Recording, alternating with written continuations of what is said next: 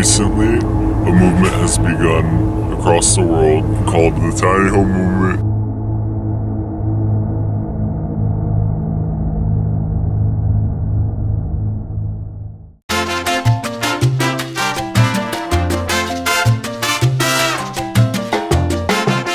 So my wife is a freak for tiny houses. She watches the tiny house show on TV. She's always going on about how we should move into a tiny house. And I say, where are my books going to go?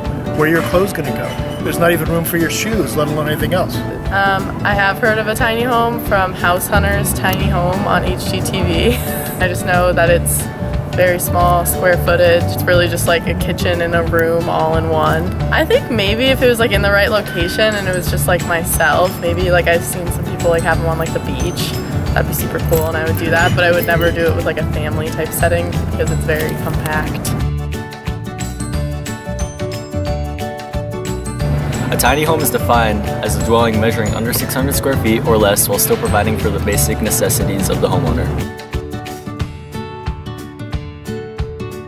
The tiny house movement has gained popularity due to a number of reasons. In hopes to reduce both materialistic possessions as well as carbon footprint, many people have been shifting to tiny homes.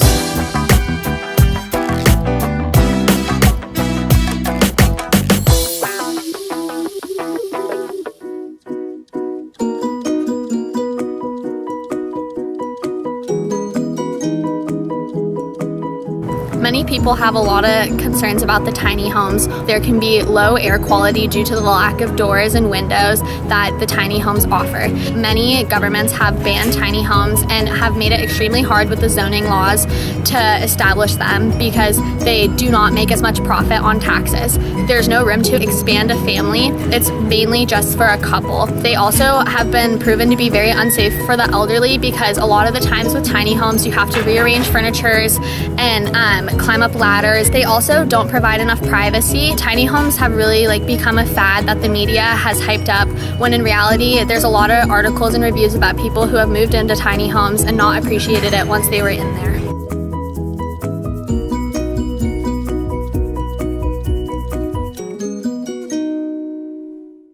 To address some of the cons that we found with tiny houses, we made a new design. While it is still a smaller area, we were able to provide the basic necessities without having to downsize them too much. This is a full king-size bed and an average-sized bedroom for a regular house.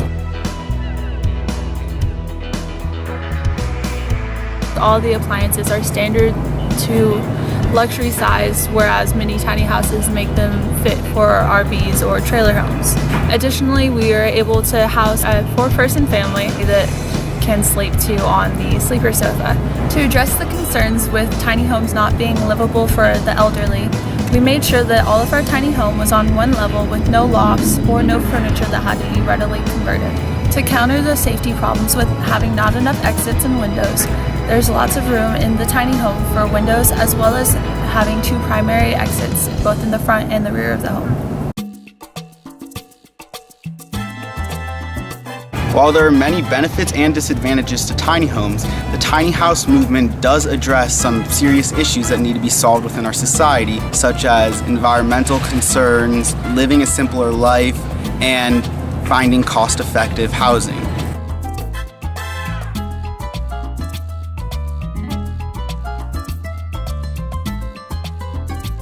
In an effort to compromise between the tiny house movement and normal-sized homes, as a whole, society should downsize our houses without making them less than 600 square feet.